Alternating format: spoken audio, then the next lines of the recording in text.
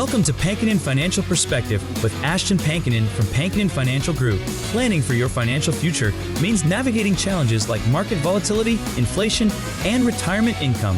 Pankinen Financial Perspective is here to help by addressing common financial concerns, sharing valuable strategies, and exploring ways you can work toward your financial goals. Now let's get started with Pankinen Financial Perspective.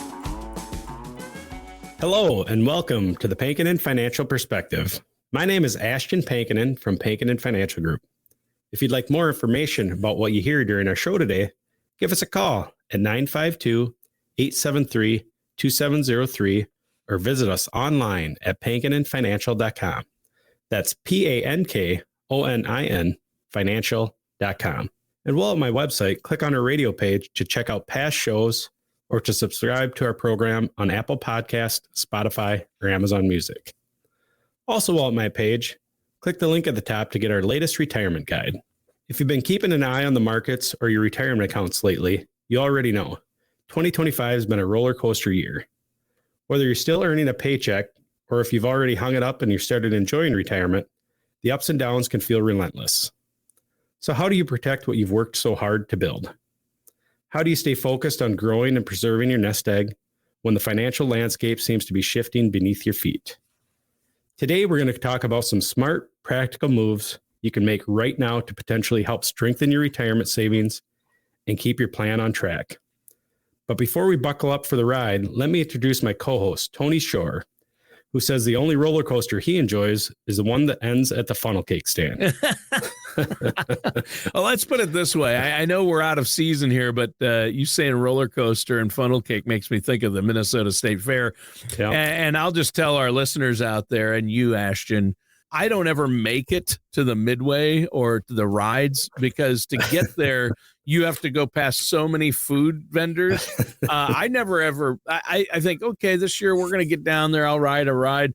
I never make it that far. Yeah. There's too many food stands between where we enter and the main gate and the midway. So I'm making the food rounds. Well, you got to have cheese. You can't go on a ride until you've had cheese curds. You need cheese curds. Yeah. Or Pronto Pup or corn dog or the pickle pizza or whatever the wild rice burger. Oh, that thing is so good. There's why are we talking State Fair food? How did you, I didn't say it. Ashton, you said roller coaster and funnel cake. Funnel cake. That did it. Yeah. But no, I like my heart rate steady and my finances even steadier. You know that. And that's why I'm here. But it has been a wild year and a wild ride for investors. It can be. I mean, we've had some great upswings in the market the last couple of years. But, we had a roller coaster ride earlier this year in April. People get worried about their retirement savings if they're getting ready to retire or it just in retirement when the market drops like it did in April or back in 2022. People that leaves them feeling a little uneasy about what's next with everything happening. So I'm glad we're tackling this one today. But before we get into that, I have to ask, I haven't talked to you since Thanksgiving. And here's the deal, Ashton. I was at Thanksgiving weekend with family and I couldn't stop thinking about you and I was concerned for you. And my concern was I kept thinking about, I'm like, man, I sure hope Ashton overeats this weekend. I'm sure, I hope he has a chance to eat way too much. Yeah, I hope you had that opportunity. Yeah, we had that opportunity. Thankfully, I didn't take too much advantage of it. I mean, you always eat a little more than you typically do, but not as bad as some years. Let's put it that way. That's good. Good. Yeah. I'm kidding. You don't want to typically overeat, but I somehow at Thanksgiving, I always get too full. You start loading your plate and then you're like, oh, the stuffing looks good. All right, we'll throw a little of that. Oh, we got potatoes too. Yeah. And then we got coleslaw. And the gravy and the potatoes. Yeah. And then it's all of a sudden it's like, holy cow, my plate is full. Yeah. That's crazy. So I'm glad you had a good Thanksgiving. I did as well. Overate maybe a little bit, but not too bad this year either. So that's good. Now, everybody wants to know how to potentially protect their savings from the risks that we face today. I mean, we've got economic risks. We have a lot going on, inflation. Where do you want to start? Well, as we examine some of the potential ways to protect your retirement savings, we're going to look at a Kiplinger article, 6 Steps to Protect Your Retirement Savings. This has been one of those years where you can find the headline to support almost any opinion about the economy. One day inflation seems under control, and the next day the report suggests it's creeping back up. Tariffs are on, they're off, they're higher, they're lower. It can be enough to make your head spin, Tony. Yeah. The stock market, we watched the stocks nosedive in April, only to climb right back up to record highs a few months later. And even experts can't seem to agree on whether or not we're heading toward recession or just dodging one entirely. Yeah. Right. I mean, for the average person out there to try to plan their retirement, it's a confusing mix of signals we've been getting. And with interest rates, inflation, the markets, it's no wonder people feel a little uneasy about their long-term financial picture then. Yeah. And in a recent study done by Allianz for Lifetime Income noted in the article that more than half of the people between age 45 and 75 are worried about outliving their money in retirement. And that's a noticeable increase from last year. Wow. And almost half of pre-retirees and retirees say they've already taken action, either postponing retirement, trimming expenses, or just rethinking their investment strategies. So even though the usual advice is stay the course, we hear that a lot. It sounds like people are realizing that sometimes the course is going to need a little adjusting, and that's what you can help people do as well, right? Yeah, that's right. Staying the course doesn't mean ignoring reality. It means making sure your plan still fits in the current environment that we're in.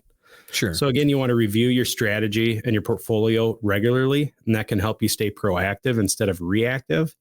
Small adjustments can make a big impact. And when you build in certain protections, that can help shield part of your savings from market volatility. And so you're not depending on Wall Street or the economy to have that successful retirement. Good point. It's easy to feel like everything's out of control because of interest rates, inflation, global politics now creeping into it. But there are things we can control, right? Yeah, exactly. You can't control what the federal government's doing. You can't control the president or what happens overseas, but you can control your strategy.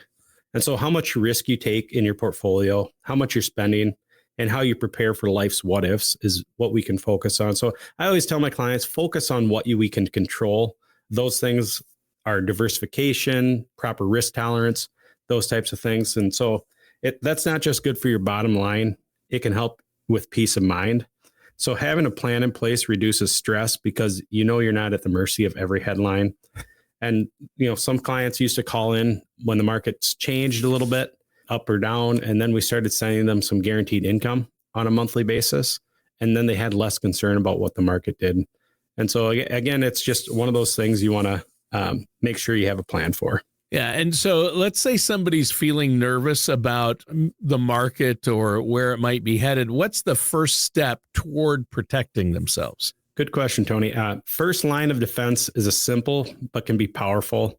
You want to build that cash buffer. Think of it as your personal runway to accessible assets that cover your expenses if trouble hits.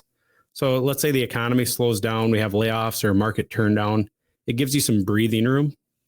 So you're not forced to pull money from your retirement accounts at the worst possible time when they're down. So a lot of times what I'll have clients do is we'll have that savings slush fund of maybe 1 to 2 years of money in cash or cash like money. And then if the market's down, we pull from the savings. If the market's up, we pull from their account. And so it's just something, again, we want to take a look at. Another risk that, especially for people still working, is unexpected job loss.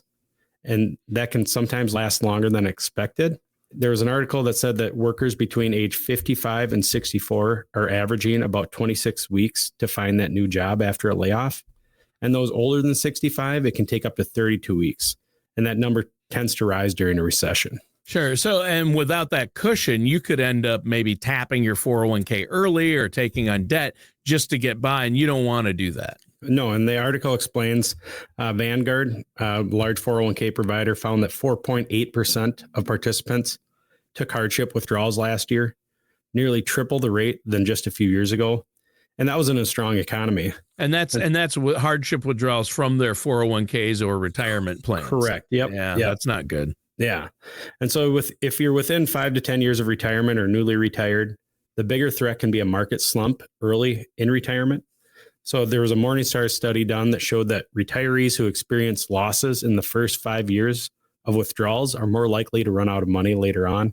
And this what we call sequence of returns. And so that's why the article suggests holding about 2 years of spending in cash, or around another 5 to 8 years in more conservative investments in different buckets of money there. And that combination can help keep your strategy steady through the market storms and keep your stress levels in check as well. Yeah, I think that's huge. Obviously, it's important. And once somebody's built that cash buffer, what's the next step? Yeah, the next move is to take a close look at the investment mix and maybe make a few small adjustments. I always tell clients you don't need to overhaul everything. Sometimes just tweaking the balance between investments can make a big difference in how your savings last. And so again, it's important to rebalance those portfolios on a regular basis. Yeah, and it's not about making huge or drastic changes either, right? Yeah, big heroic gestures almost never work out well. When a client calls me, hey, we got to move all of our portfolio to cash because the world's coming to an end. It usually doesn't turn out well. And that's my job to talk some sense back into them on, now isn't the time to change our strategy that. And they shouldn't, this is natural. It's human instinct. For sure. And they get emotional, but you take the emotion out of it for them as well. Yeah. Yep. That's the goal. And so again, the key is to build a durable plan that fits your goals, then make small periodic adjustments to keep things on track, not big emotional knee-jerk reactions. That way you don't have to react to every news headline or market move that comes along.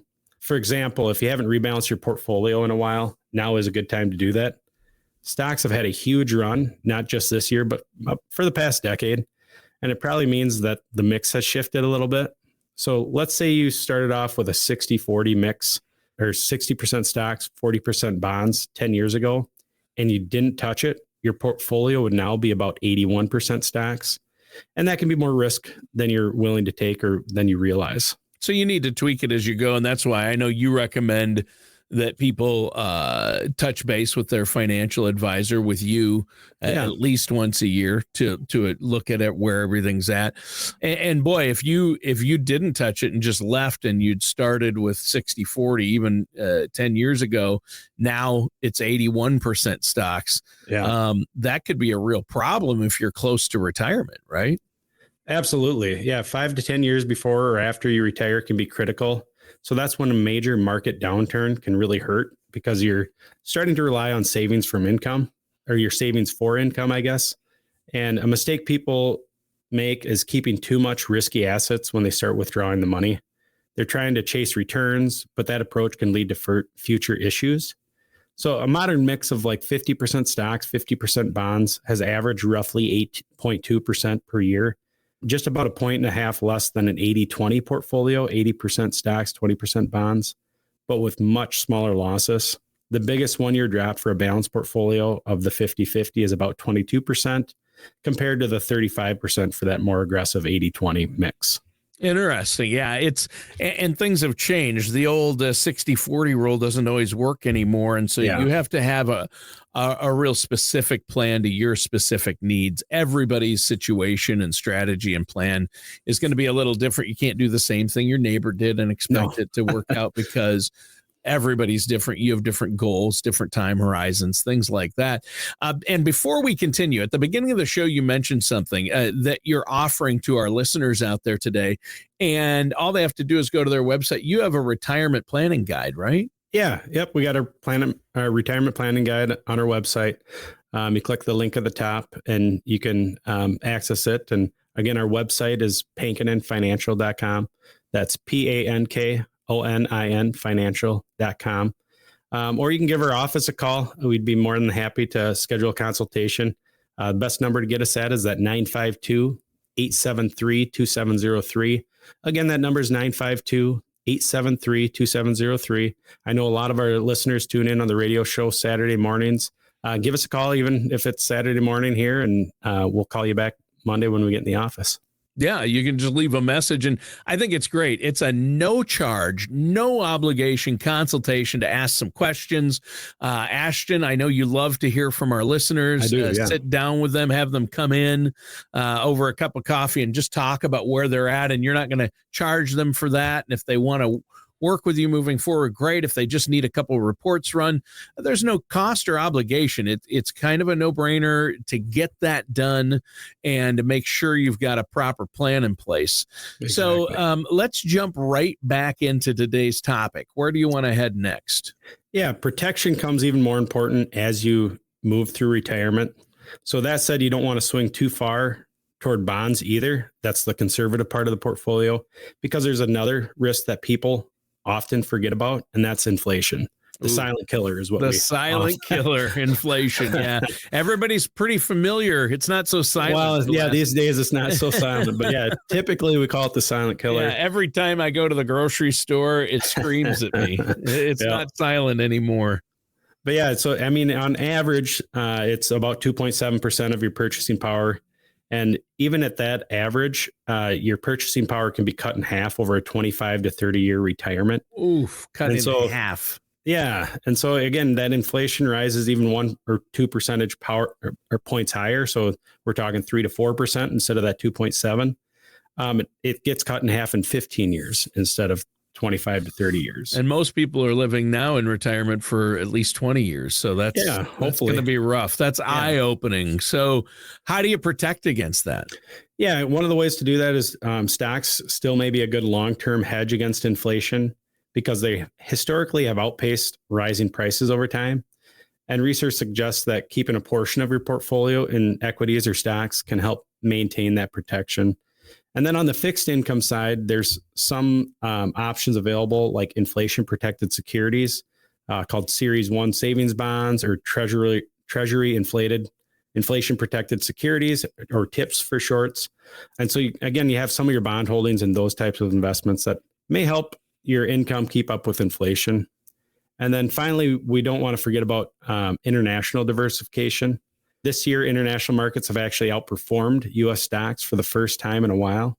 So keeping some of your stocks in international holdings and choosing bonds with maybe some global exposure as well may help reduce some of that volatility in your portfolio. Well, and ultimately, it's not just about performance. It's about spreading things out then and reducing risk wherever you can. And that's what you help people do. You put together the strategy, an investment strategy, a retirement income strategy that's going to do that, correct? Yeah. And I always tell clients diversification doesn't eliminate all risk, but it helps reduce risk in that portfolio. And so, again, that's the importance of having that diversification. And diversification's more than just a math formula. It's a mindset. It's about humility. It's admitting that none of us know exactly what's going to happen next. And so we want to build a plan that can adjust for about anything.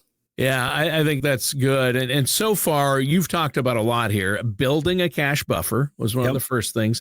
Balancing your investments. But there's another part of the plan that we can actually control day to day, and that's how we spend. Yeah, correct. And in fact, a recent survey found that about 2/3 of Americans between 18 and 65 are already cutting back because of economic concerns. And it's not just the younger folks, because around 41% of retirees saying they're also tightening their belts. Honestly, that can be a smart move. When you're still working, every dollar you don't spend is a dollar you can save, whether that means adding to your cash reserves or bumping up your retirement contributions. And if you're already retired, spending less means that you don't have to pull as much from your portfolio during down markets, which can help your savings last longer. I mean, even people who feel financially secure right now, they're going to want to think about where they could trim a little bit, especially with inflation and healthcare costs and taxes. You've got to look at that, right? Yeah, for sure. Yeah. And it's about having a plan ahead of time. You don't need to make changes yet, but if things change because of market fall or inflation rises, you already know where to scale back. So that kind of flexibility helps you stay calm when everyone else is panicking. And so interestingly, the article also points out the flexibility works both ways. So when markets are strong, some financial advisors or professionals actually encourage retirees to spend a little more within reason. So again, we've had a great year this year.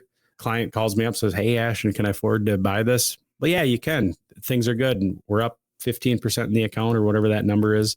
And so it's a good opportunity to do a little extra spending. Again, as long as it's in our plan. So it's all about adapting your withdrawals to what the market's doing. So research shows that using these guardrails or upper and lower limits on how much you take out can help your retirement savings last longer. while still letting you enjoy life along the way.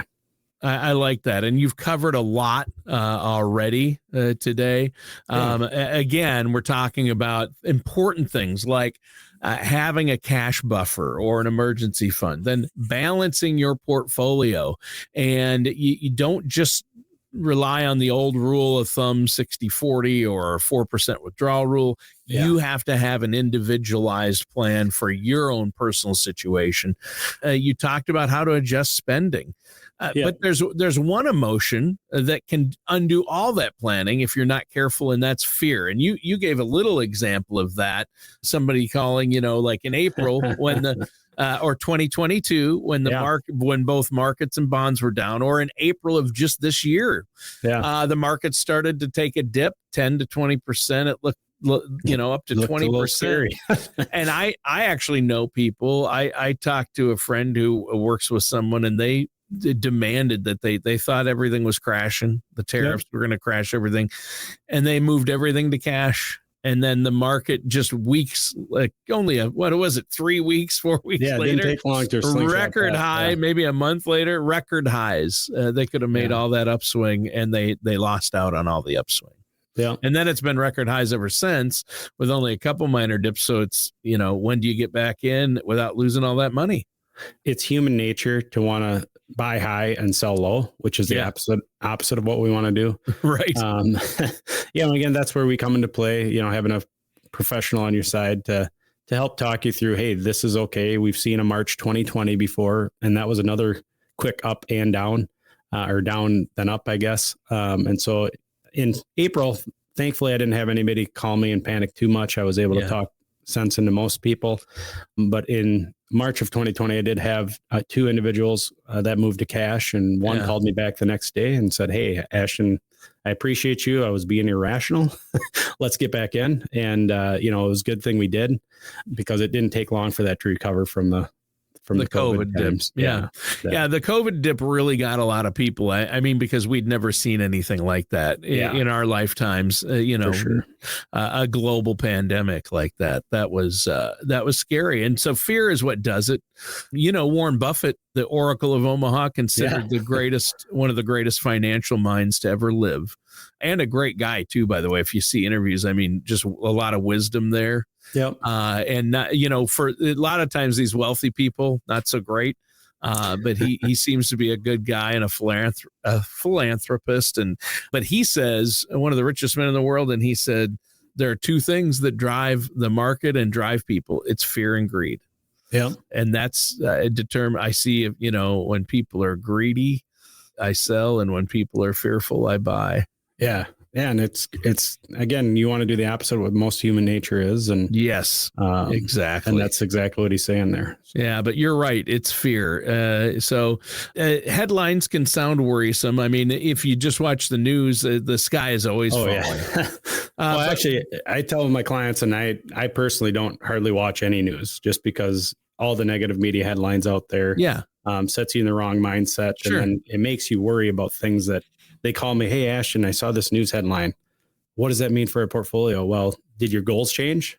Has your time horizon changed? Well, again, we're in a diversified portfolio that's meant for your risk tolerance. Yeah. These news headlines, although they get your attention, they shouldn't affect your overall long-term financial plan.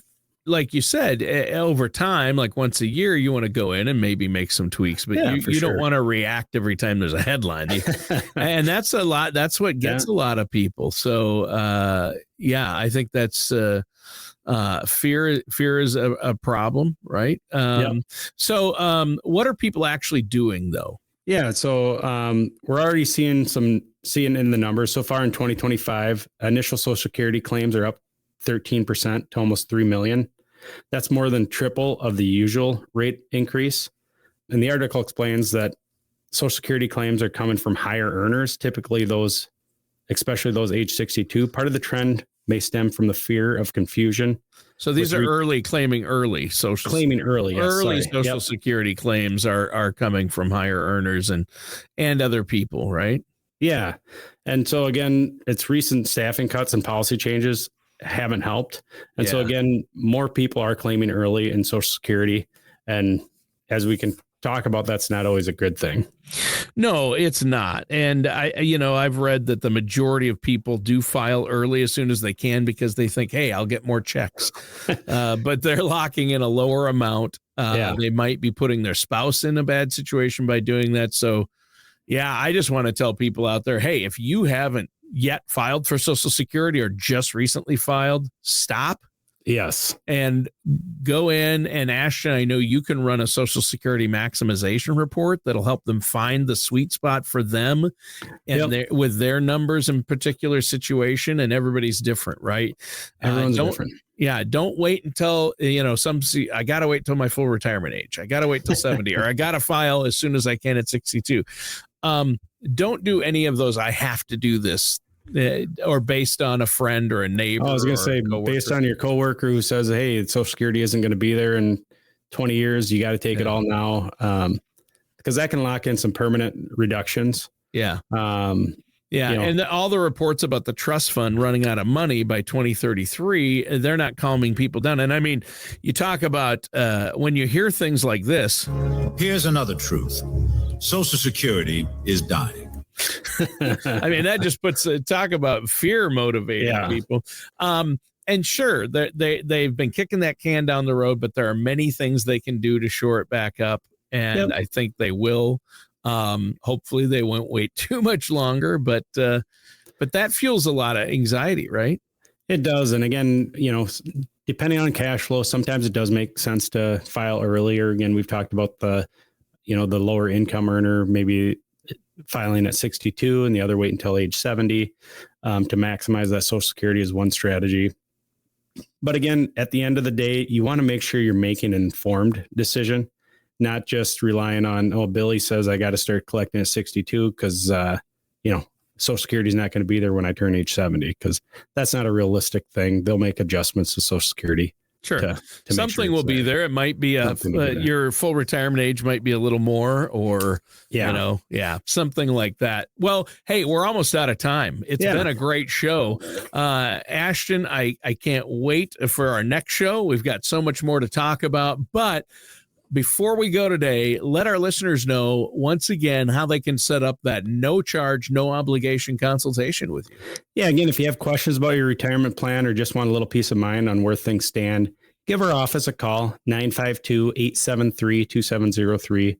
Again, that number is 952-873-2703, or visit us online at pankininfinancial.com. That's PANKONIN financial.com. We love to protect your savings and help you feel confident about the road ahead. All right. And that does it for today's episode of the Pankinen Financial Perspective with our host, Ashton Pankinen. Thank you for joining us for Pankinen Financial Perspective. Don't head into retirement without a plan for both your finances and your health. For more information, contact Ashton Pankinen at Pankinen Financial Group at 952-873-2703 or visit pankininfinancialgroup.com. Join us again soon for another episode of Pankinen Financial Perspective. Advisory services are offered by Ashton Pankinen LLC DBA Pankinen Financial Group, an investment advisor in the state of Minnesota. All matters discussed during the show are for informational purposes only. Each individual situation may vary, and the opinions expressed here may not apply to everyone. Materials presented are believed to be from reliable sources, and no representations can be made as to its accuracy. All ideas and information should be discussed in detail with one of our qualified representatives prior to implementation. We are not affiliated with or endorsed by the Social Security Administration, the Federal Medicare Program, or any other government agency. Calling this number will direct you to a licensed sales agent.